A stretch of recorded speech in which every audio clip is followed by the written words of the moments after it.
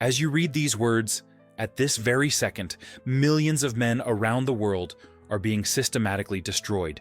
They are losing everything: their dignity, their masculinity, their purpose. And the most devastating part? They have no idea what's happening. They believe they're in healthy relationships. They believe they're being good partners. They believe the lie. And this belief is killing them from the inside, cell by cell, day after day, until nothing is left but an empty shell where a man once stood. You're probably one of them. Society has built a perfect narrative, beautiful, romantic, completely false. They told you that true love is unconditional, that women want a kind, understanding partner, always willing to concede and sacrifice. That respect is built on reciprocity and equal effort. That being the nice guy is the way to her heart. You swallowed that lie. We all swallowed it. And now you're paying the price. The brutal truth no one tells you is this: female attraction is fundamentally conditioned by the perception of male strength and leadership.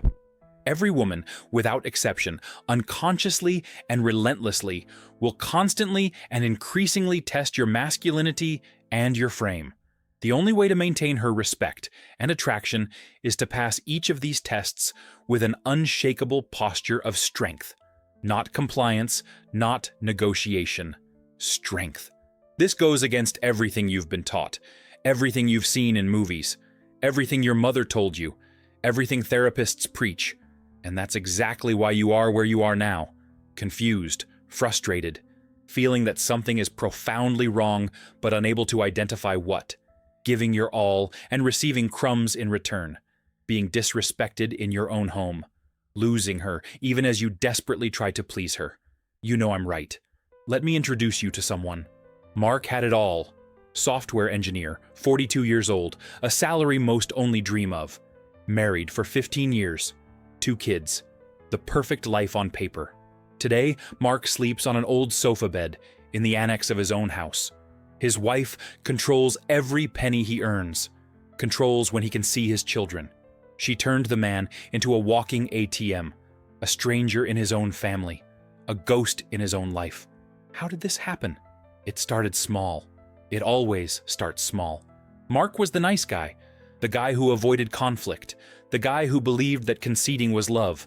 She asked him to spend less time with his friends, more time at home. He conceded. After all, marriage is about compromise, right? She wanted to control the finances, for the good of the family. He conceded. Trust is important, right? She suggested he stop going to the gym, that it was selfish, that he should focus on the family. He conceded.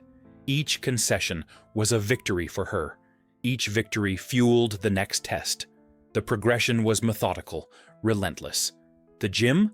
Abandoned. Hobbies? Forgotten. Friends? Disappeared. Mark now lived only to please his wife. Avoid the next conflict. To keep the peace. Not to disturb the fragile balance he believed he was preserving. And how did she react to all this absolute dedication? She started criticizing his appearance, his decisions, his sexual performance. First, they were subtle comments. Then, embarrassing jokes in front of friends. Then, open humiliation. The frequency of sex plummeted. Then, sex disappeared completely. Affection evaporated. Respect died. The marriage became a cold commercial transaction where he was merely the supplier. He remembers the last Sunday he spent playing soccer with his friends. It was a sacred ritual. 5 years of weekly gatherings. Laughter. Healthy competition. The feeling of belonging to something bigger than his own home. She called in the middle of the game. She needed him to come back immediately to pick up an item at the grocery store. It wasn't urgent. It wasn't an emergency. It was a test. He looked at his friends. He saw the disappointment in their eyes when he said he had to go. They knew. Even if he didn't know yet. That was the last game. He never went back. The invitations kept coming for a few months. Then they stopped. His friends moved on. Mark was left behind. And Mark? Mark tried to compensate. He bought expensive gifts. He took on all the household chores. He worked more to give her everything she asked for. Her response was more disdain, more criticism, more coldness. The children started to notice. They began to see their father as she saw him. Weak, pathetic, unworthy of respect. Then came the betrayal. A co-worker of hers. Mark discovered it by chance. And when he confronted her, she masterfully turned the tables with surgical precision. She shifted the blame to him, said he didn't pay attention, that he didn't make her feel desired, that she needed to feel like a woman again. And Mark, completely destroyed, believed her. He apologized. He begged for another chance. She had already moved most of the assets into her name. When he finally tried to fight for the marriage, it was too late. She gave him the ultimatum. He would live in the house as a friend. He would pay all the bills, and she would live her life. If he didn't accept, she would destroy him in court, take away his children, leave him in destitution. Mark accepted, without a fight, without resistance. Today, he is in deep clinical depression, non-existent self-esteem. No friends, no energy, no hope, no real purpose. A ghost inhabiting the annex of the house he pays for. Waking up every day to work and support the woman who betrayed him and the man who replaced him. Watching his children look at him with a mixture of pity and contempt. Trapped in his own life. Dead inside, but biologically alive. Existing, but not living. And this, my friend, is what happens when you don't understand the tests. Every woman tests. Always. Constantly. Unconsciously. It's biology. It's evolution. It's programming that comes from millions of years of natural selection. She's not doing it because she's evil. She's not doing it because she doesn't love you. She's doing it because she needs to know if you are strong enough, if you can protect, if you can provide, if you can lead, if you are the man she thought you were when she chose you. And every time you fail a test, you lose a little of her respect, a little of her attraction, a little of her, until nothing is left. The tests start on the first date and never stop. Never. They intensify when you enter a serious relationship. They escalate when you get married. They explode when you show any sign of weakness, insecurity, or complacency. When you relax. When you think you've finally won her over and can let your guard down. It's exactly at that moment that the tests become brutal. You're thinking your woman doesn't do this, that you two are different, that your relationship is based on mutual respect and communication. That is exactly the illusion every victim lives before waking up. Mark thought the same thing. Every destroyed man thought the same thing, until the day they woke up and realized they were trapped in a cage they themselves built, conceding one test at a time. Let me show you how these tests work, how they manifest, how they destroy you. First comes the small concession test. She asks for something seemingly harmless, a small change to your plans. Honey, would you mind canceling your soccer game today to take me shopping? It's important to me, and you know I don't like going alone. Seems reasonable, right? It seems like she just wants your company, but what she's really testing is your priority. She's measuring whether you keep your commitments and your word, or if you give in to her first request. If you cancel the game, you've sent the message that your priorities and your word have no real value, that she can easily manipulate you. The next request will be bigger, and the next one even bigger. You concede. She tests more. You concede again. She loses respect. You try to compensate. She despises you. You beg. She controls you. You accept. It's over. Second, the criticism disguised as concern. She points out a flaw of yours masked as care. Don't you think you're spending too much time at the gym? We should focus more on our future together, and you seem so exhausted afterward. It sounds like genuine concern, but what she's doing is undermining your confidence, attacking something that gives you strength, purpose, health. She's testing if you will abandon something that benefits you to appease her. If you stop going to the gym, you not only lose your physical health, you demonstrate that she can control your decisions, that you lack autonomy, that you are weak, and women are not attracted to weak men. Never, ever, under any circumstances. Third, the time and space boundary challenge. She invades your personal time without asking permission, shows up unannounced on your night out with friends, at your poker night, during your decompression time, and she expects you to entertain her, to abandon your friends and focus on her. She's testing if you have boundaries, if you protect your space and your time, if you are capable of saying no. Men without boundaries are men without a backbone, without internal structure, without a frame.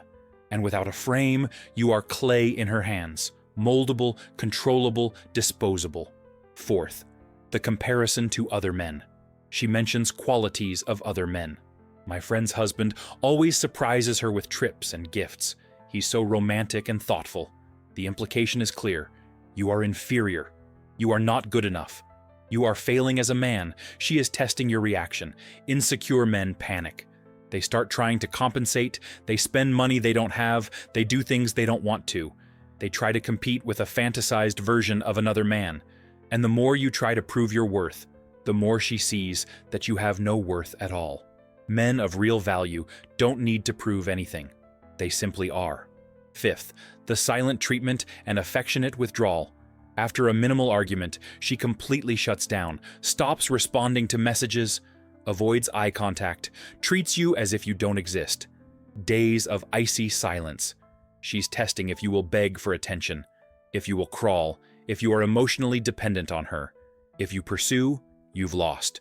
You've shown that you need her validation to function, that you don't have your own emotional center, that she is the axis of your life. And when she becomes the axis of your life crumbles.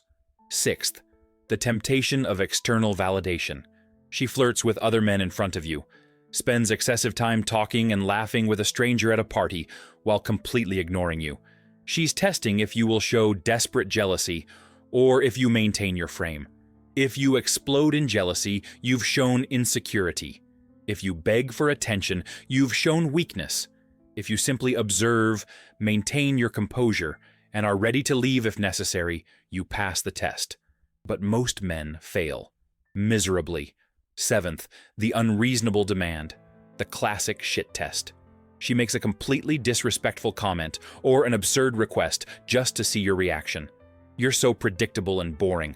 Why don't you do something real with your life instead of playing video games? She's throwing a verbal grenade at you, testing if you will defend yourself, if you will counterattack with anger, or if you will remain calm and unaffected. The right response is not anger, not justification, not explanation. It's indifference to the provocation and maintenance of your frame. But you will probably try to explain yourself. You will try to prove your worth. You will validate her disrespect by responding to it. And with that, you lose. Eighth, the attack on your financial and social autonomy. She tries to control your finances, wants full access to your accounts, to better manage the household budget. But her accounts remain separate and inaccessible. She tries to control your friends, your life decisions, every aspect of your existence. This is the final test. The test of total submission. If you surrender financial control without reciprocity, you have become dependent. She now has the power to destroy you financially. And she knows it. And you know it too. And now you live in fear. And men who live in fear are not men. They are slaves. Are you feeling discomfort now? Good. You should be. Because you recognize these patterns. You see them in your relationship. You've always seen them. But you rationalized. You convinced yourself it was nothing. That you were being paranoid. That she wasn't doing it on purpose. And technically you're right. She doesn't do it on purpose. It's unconscious. It's instinct. It's biological programming from millions of years. But the result is the same. You are being tested. Constantly. And you are failing. And with each test you fail, she loses a little more respect. A little more attraction. The sexual chemistry diminishes. Affection cools, the connection dies, and eventually you wake up in a dead relationship, stuck with someone who sees you as a provider and nothing more, as a resource, as a tool, not as a man. Some will say this is an exaggeration, that not all women are like this. These people don't understand biology. They don't understand evolution. They don't understand that human behavior is guided by forces much deeper than conscious choice. Every woman tests because every woman needs to know she chose a strong partner. It's survival, it's reproduction, it's natural selection operating through her without her being aware of it. And the entire system is programmed for you not to understand this, for you to keep failing, for you to keep being destroyed. Because a man who understands this game is a man who cannot be controlled, And the system hates men who cannot be controlled. Let's talk about the conspiracy, about the institutions that perpetuate your destruction. First, traditional couples therapy. You sit in a room with a therapist who has been trained in a specific ideology: communication, empathy, validation of feelings. The therapist will tell you to listen more, to be more sensitive, to understand her needs, to put yourself in her shoes. And what happens? You leave each session believing you need to concede more. You need to be more understanding. You need to validate her feelings even when she is being completely irrational. The therapist will never tell you to maintain your frame. Will never tell you that you need boundaries. Will never validate your experience as a man. Because modern therapy operates on the premise that relationship problems are always the man's fault. Always. You're not listening enough. You're not present enough. You're not sensitive enough. And the more you try to be all these things, the more you lose your frame. The more you lose her respect. The more you accelerate the destruction of the relationship. Traditional couples therapy does not save relationships. It accelerates their demise. Second, the legal system, family law, divorces, custody. This system is structurally biased against you. Statistics show that women gain custody of children in overwhelming percentages. Statistics show that men pay disproportionate alimony. The system assumes that the mother is always the best option for children. Assumes that the man always has more capacity to provide. Assumes male guilt. And how does this affect you now, while you're still in the relationship? It creates a sword over your head. She knows she can threaten you with divorce. Knows she can take away your children. Knows she can leave you in financial ruin. And this implicit threat controls you. Makes you concede in situations where you shouldn't concede. Makes you swallow disrespect you shouldn't swallow. Makes you live in constant fear. And men who live in fear cannot maintain frame, cannot lead, cannot be respected. The family legal system does not protect families. It destroys them, systematically. Third, media and pop culture, movies, TV shows, music, all promote the same narrative. The nice guy who gets the girl by being vulnerable, being sensitive, being emotional, conceding, sacrificing himself. The narrative that male strength is toxic, that assertiveness is aggression, that leadership is domination, that any traditionally masculine trait is problematic. And what does this create? An entire generation of men who don't know how to be men, who have been programmed to suppress all masculinity, to apologize for existing, to concede in everything, to be everything society says a man should be. And then these men enter relationships and wonder why they aren't respected, why they aren't desired, why they are treated like doormats. The media programmed you to fail, intentionally. And now you understand, the entire system operates to keep you blind, to keep you weak, to keep you failing. Because weak men are easy to control. Weak men work more, consume more, complain less. Weak men don't challenge authority, don't question narratives, don't fight. Weak men are the ideal citizen of modern society. Productive but impotent, functional but dead inside. So what do? Some will close this now. They will rationalize that it doesn't apply to them. They will return to their comfortable lives of denial. They will continue failing the tests. They will continue losing respect. They will continue dying slowly. And one day, they will wake up like Mark, sleeping on a sofa bed, paying bills for a house where they are not welcome, watching their children despise them, completely destroyed, completely alone. And they will wonder how they got there. And the answer will be simple. They chose the comfortable lie instead of the brutal truth. But you won't do that. Because if you've made it this far, you already know something is wrong. You already feel the truth. You just needed someone to show you. Someone to tell you it's not madness, that it's not paranoia, that you are right to feel what you feel. So let's talk about what to do, about how to get out of this trap, about how to rebuild your frame before it's too late. First action. Recognize and document the tests. You need to start seeing the patterns clearly, consciously. Keep a mental or physical journal of the tests. When she makes a request that seems to disrespect your boundaries, pause. Record it. Ask yourself, is this a test? How am I reacting?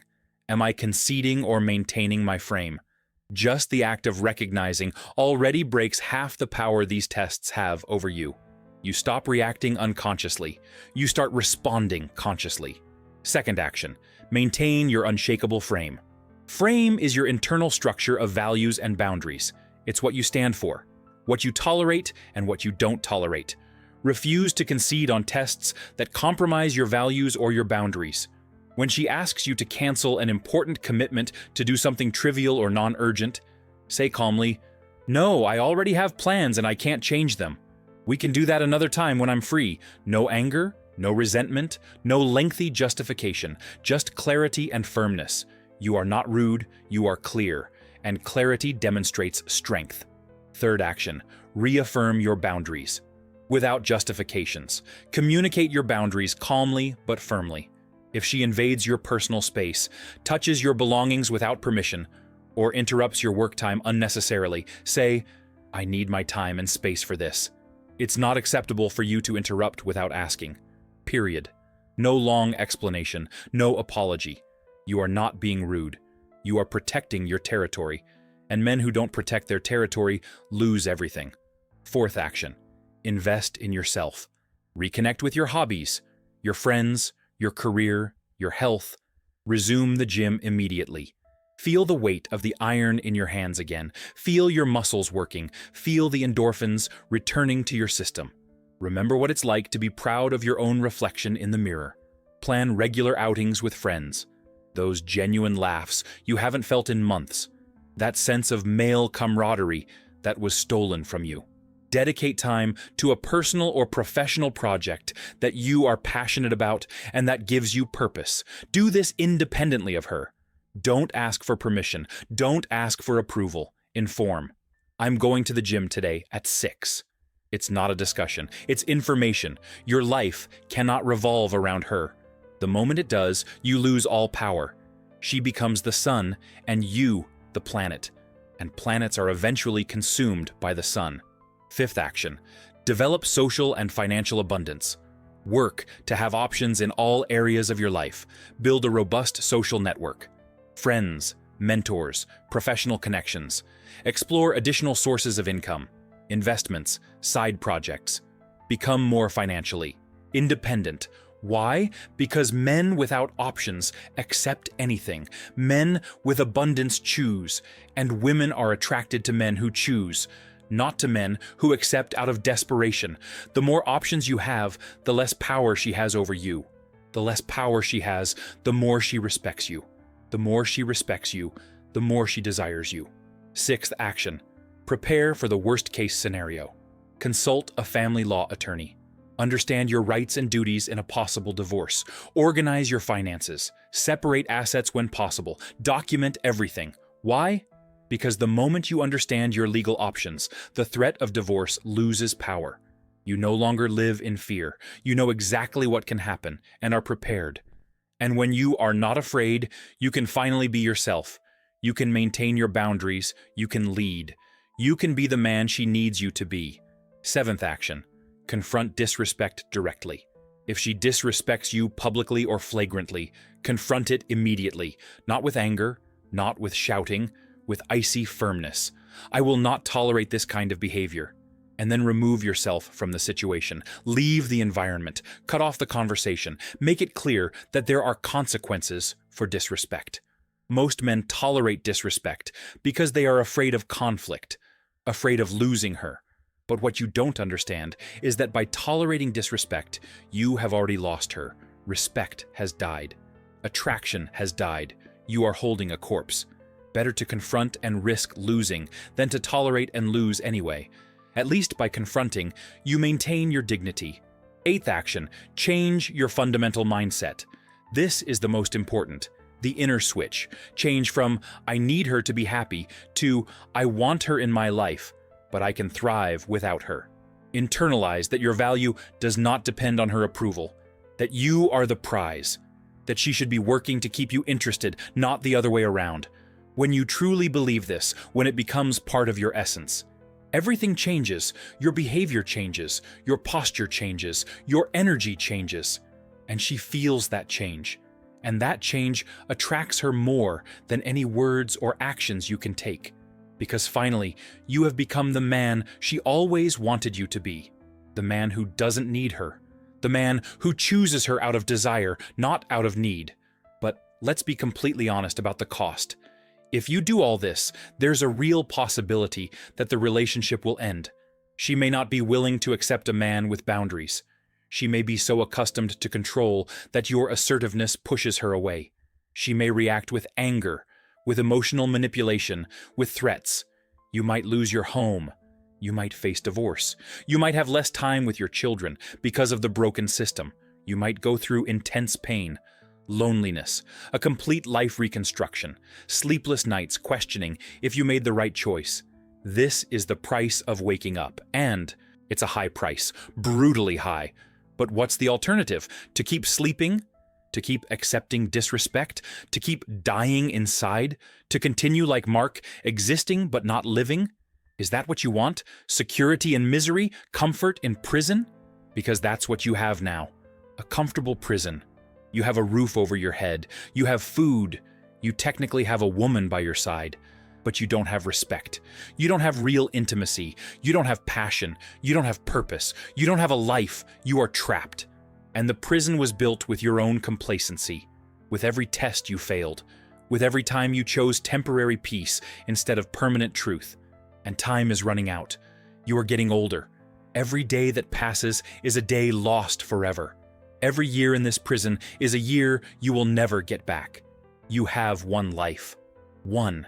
And you are wasting it, trying to please someone who doesn't respect you, trying to hold on to a relationship that is already dead, trying to be someone you are not to maintain an illusion of harmony. When will you wake up? When will you be old enough? When will you have lost enough? When will the disrespect be great enough? What line does she need to cross for you to finally react? Betrayal? Abuse? Financial destruction? Alienation of your children? Or will you wait until you are completely destroyed, like Mark, to finally realize you should have acted years ago? The clock is ticking. Now. As you read this, you are losing time. You are losing life. You are dying. There is another path. The path of men who woke up before it was too late. Men who looked at the brutal truth and chose to face it. Men who lost relationships but gained themselves back. Who lost homes but gained freedom, who lost comfort but gained dignity. These men went through the pain, through the loneliness of reconstruction, through the fear of the unknown, but they emerged on the other side strong, authentic, free, and they built lives truly worth living. They attracted women who genuinely respect them, women who pass their tests, women who recognize real value and don't try to destroy it. Because there is a final truth you need to understand. Quality women want men with frame. They want men with boundaries. They want men who don't concede to every test. They want strong men. The problem isn't that all women want to destroy you. The problem is that you are with the wrong woman, or you have become the wrong man in the relationship. And if you don't change, she won't change. That is guaranteed. You can change first and see if she adapts. Or you can accept that perhaps she is not capable of respecting a strong man. And in that case, letting her go is the greatest expression of strength there is. Because a strong man doesn't cling, doesn't beg, doesn't tolerate chronic disrespect. A strong man walks away, and by walking away, he attracts what he deserves. But the choice is yours. It always has been. You can close this now and return to comfortable denial. You can rationalize that your case is different, that you just need to try a little harder. Be more understanding, more patient, kinder, and you will continue in the same cycle, giving more, receiving less, losing more respect, more attraction, more dignity, until nothing is left. Or you can accept the brutal truth. Accept that you've been deceived, that you are failing the tests, that you are trapped, and that only you can free yourself. No one will save you. No therapist, no friend, no change in her. Only you, making the decision that your life is worth more than this prison, that your dignity is worth more than this false peace, that you deserve to be respected, that you deserve to truly live. There are two types of men reading this now. those who will rationalize and forget, and those who will act and change. You know exactly which type you are. You've always known. The question is whether you will finally have the courage to admit it. Mark didn't. He chose at every moment to concede a little more, to believe the lie a little more, to wait a little longer for things to get better on their own. And look where he is, sleeping on a sofa bed, paying to live as a prisoner in his own home, completely destroyed. A living warning of what happens when you choose comfort over truth. You don't have to be Mark. You can choose differently. You can choose now. You can choose the temporary pain of transformation instead of the permanent agony of stagnation. You can choose the uncertainty of freedom instead of the certainty of prison. You can choose to live instead of just exist. But you need to choose, and you need to choose now, because time is running out. You are getting older. Options are dwindling. Energy is fading. And one day you will wake up old, alone, full of regrets about the life you could have lived if only you had had the courage to wake up when there was still time. I've shown you the truth. I've shown you the tests. I've shown you the system. I've shown you the way. Now the rest is up to you. You can use this information, or you can ignore it. You can act, or you can rationalize. You can change, or you can remain. But you can no longer say you didn't know. You can no longer pretend you didn't see. Ignorance is no longer an option. You are trapped, and you know it. You are being tested, and you are failing. You are losing respect, and you feel it. You are dying inside, and you can no longer deny it. The question now is simple. Will you do something, or will you accept this fate? The choice has always been yours. It continues to be yours. It will always be yours. But choose quickly, because the clock doesn't stop. Life doesn't wait. And with each day you postpone this choice, the prison grows stronger and you grow weaker. So choose now, at this very moment, freedom or prison, dignity or conformity, life or existence. The choice is yours, and you will live with that choice for the rest of your life. Be it long or short, full or empty, free or trapped, you decide now.